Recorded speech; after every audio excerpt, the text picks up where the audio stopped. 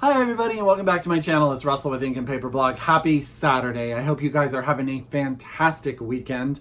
I am home. I am home from Atlanta. I have to say that I'm exhausted. Absolutely exhausted. I do not know how people go east and work and then come back west. I could not sleep. For the life of me, it was ridiculous. I would go to bed super late. It didn't help that work was crazy busy last week, so I had a lot to do, but I was in this training class. So during the day in and of itself, I could not work. So I was working late into the night. And then I just could not sleep. So I'm glad to be home. I came home last night. I left 5:30 a.m. I was at the airport Monday morning and I got home at 5:30 p.m. on Friday. Last night was just the kids, Dan, and Cuddle, and a little bit of reading, and then I was done. But I am super glad to be home, super productive today, so there you go. Today's video is going to be a read and reviewed, 3 more books that I have read in 2019 that I wanted to share with you guys.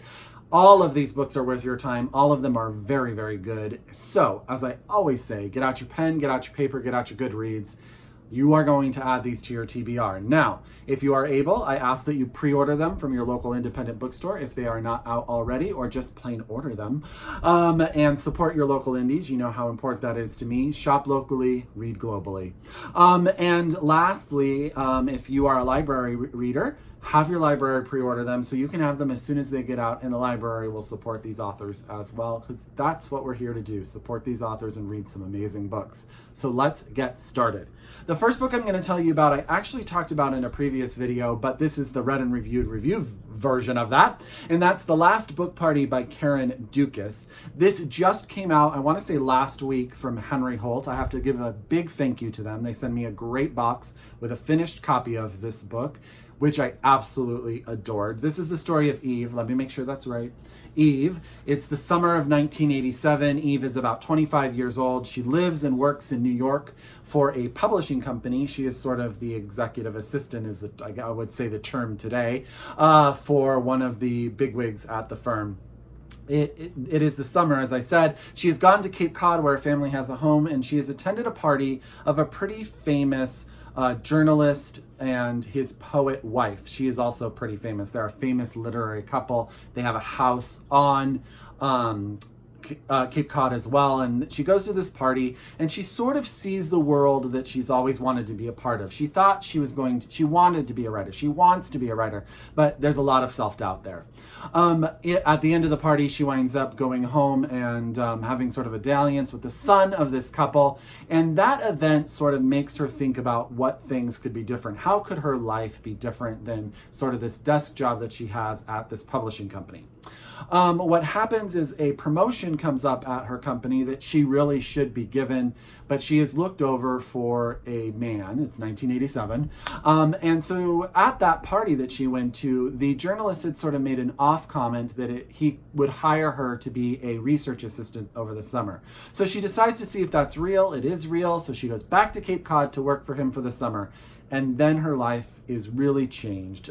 She gets into a relationship with the journalist, has an affair, and that sort of changes her whole perspective, not only on herself, but on writing and reading. They have a lot of really great conversations about books, a lot of books that I have not heard of.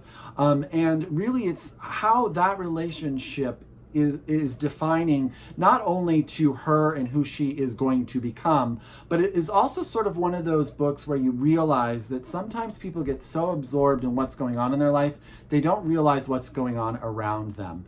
And the sort of the selfishness of an affair and how it is even bigger than you may have thought in just the act of having the affair. I hope that makes sense.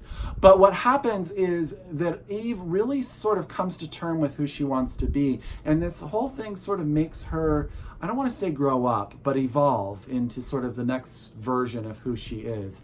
I flew through this book. I think I read it in 3.5 hours, one Saturday morning. I absolutely loved it. The writing is it's just fun and easy, and you're just very easy to get into, and you like Eve, and you like the people, you like the Cape Cod, which is just beautifully described. And you know how I feel about books about publishing, literature, books about books about writers. I just really I just loved it. I really do. I recommend it. It's a quick, great read. Take it to the beach with you. Take it to the pool. Sit inside in the air conditioning and read it with your dogs at 7 to 10:30 in the morning. That's what I did. And that is The Last Book Party by Karen Dukess, and this is out now from Henry Holt. Okay, so I told you I didn't get much reading done while I was traveling to and from. Well, actually, while I was in Atlanta. To and from, I read a book each direction. That was because the flights and the layovers were very long. And the flight there, I read Home for Erring and Outcast Girls by Juliet Kibler. This comes out at the end of this month from Crown. So I want to, again, say thank you to Crown for sending me this early copy. I really enjoyed this book. I will say my only issue is I still struggle with the title. A lot. That is about the thing that's the hardest for me. But told in two time periods at the start of the 20th century, so 1903-ish, we have two young women, both with children, who are sort of on their own due to sort of the societal norms at the time that if you were a woman with a child out of wedlock, you were looked at a certain way. Both women, to varying degrees, have turned to prostitution to help support their children. The women, Lizzie has a young daughter, and Maddie has a young son. Maddie's son is very, very ill, and she wants to get him help. They both hear of this home that are taken to this home outside of Arlington. Was that Arlington, Texas? That is for women who have been in these situations, women who have had children out of wedlock, women who have been addicted to drugs or have other issues. This home is really there as a way for them to reinvent themselves and determine if they can turn their lives around. A lot of women come. A lot of women do turn their lives around. Some do not. We learn those stories through this book. But this is really about the friendship of Lizzie and Maddie. Unfortunately, this is not a spoiler. At the very start of the book, Maddie and her son arrive, and her son does not survive. So Lizzie and Maddie have two very different perspectives of this house. And the house is taught and really run in a very Christian way.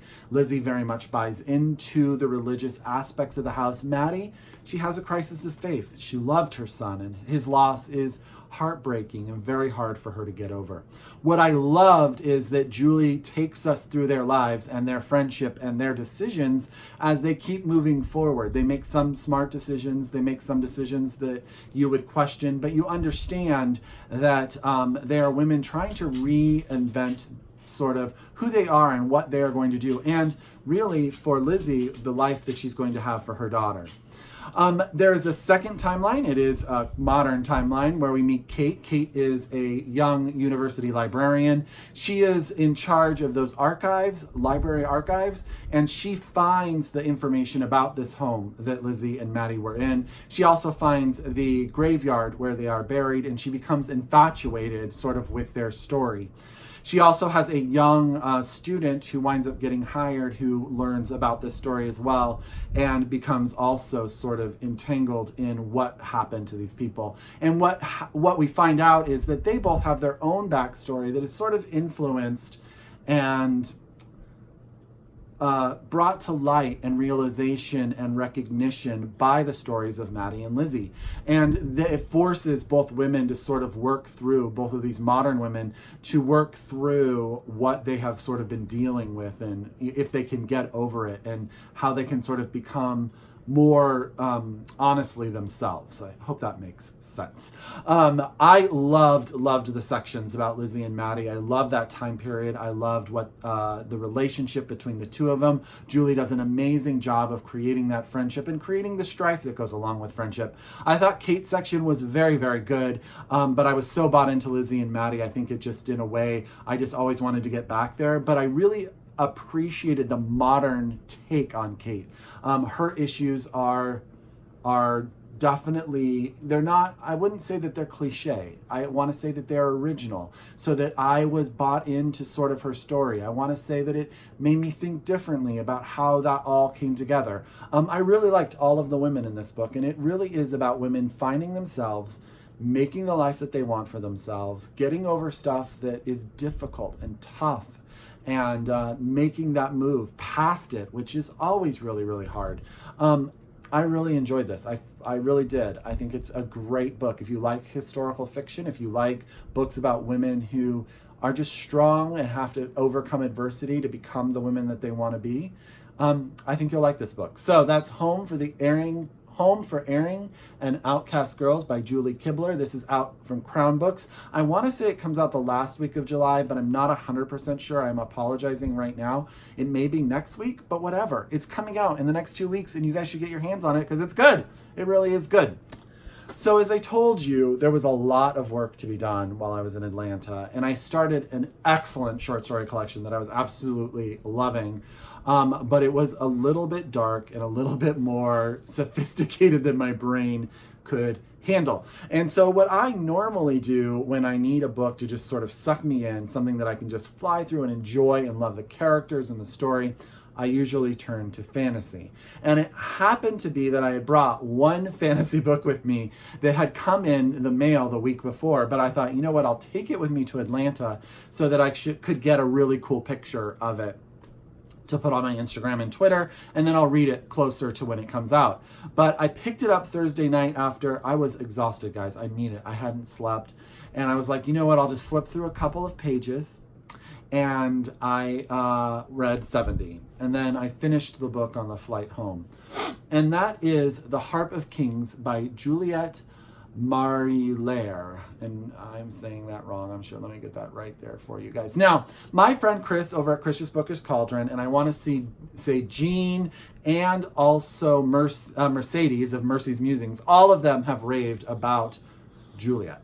And I actually bought the novel Daughter of the Forest because all of them had read it and all of them had raved about it, and it is in my TBR room.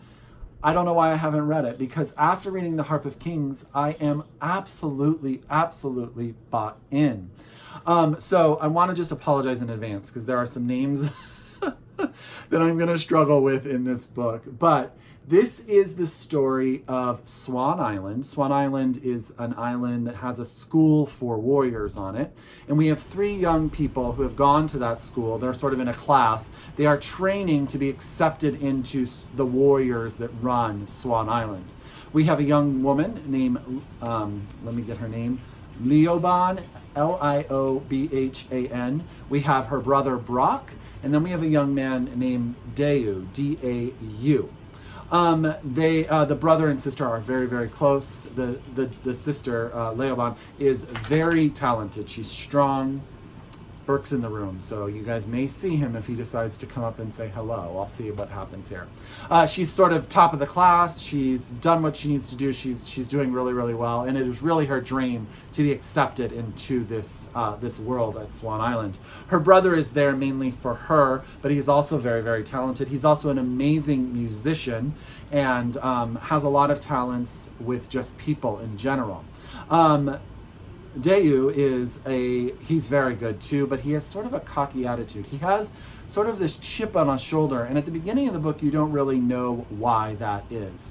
And what happens is all 3 of them are sort of called into service, into a contract for a king in a faraway land. Really, it's actually a regent in a faraway land. It is time for their young king to be presented to everyone and coronated, is that the right word? Made the king of the land. But in this world, in this country, at that time when he does that, there is this harp that has been around forever, the Harp of Kings, that when the person is coronated, the harp is played and it has gone missing. So they are all sort of brought in order to travel to this kingdom to find the harp.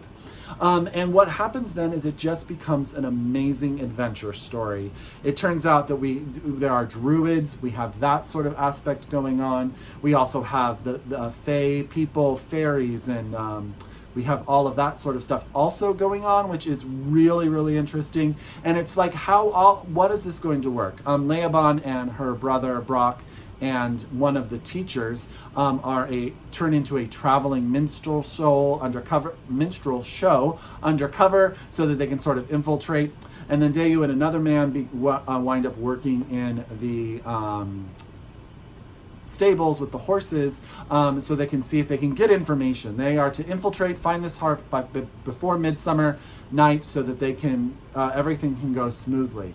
But what really happens is Juliet brings you into this world where we learn all about all these people. We learn about the prince that's going to be the king, and does he really deserve to be king? We learn about all of these different characters. I don't want to say any too much because there's a lot of stuff that you introduce characters. If I talk about them, it could possibly give away the story. But Brock has a very big connection with music. He also has a very big connection with the Fae community. That becomes part of the overall story. There are sort of these medicine herbalist women. Their mother is one, Aleabon and Brox, but there's another one, Mistress Jupiter, who she's just great. I can just totally see her in my head, living in this little hut, doing all that kind of stuff. It just was a lovely ride and a great story and a great mystery. And I will say, by the end, I had sort of figured a bit of it out, but I was waiting for the author to tell me that I was right, which was great, because I wanted to be right. So it was so exciting to try to figure it out myself. I just loved it. I absolutely loved it. And I will be reading more by her, and I don't know why I haven't yet. I think it was excellent. So that is The Harp of Kings by Juliet Marillier. This is out again September 3rd, 2019 from Ace Books. I want to thank Ace for sending me this. I didn't expect to read it in the first week that I got it, but I did, and I loved it. So that is 3 more books that I've read in 2018, 3 more books for your TBR, and 3 more books that I am saying are worth your time. So let's see. Burke, do you want to come up and say hi? You want to come say hi? Come on. No, he's just going to sit here. As always, if you are a return subscriber to my channel, thank you so much. I could not do this without you. If you are new to my channel and this is the first video, I hope you come back for more, you subscribe, and you like what I do. As always, until next time, I wish you happy reading, and I'll see you soon. Bye!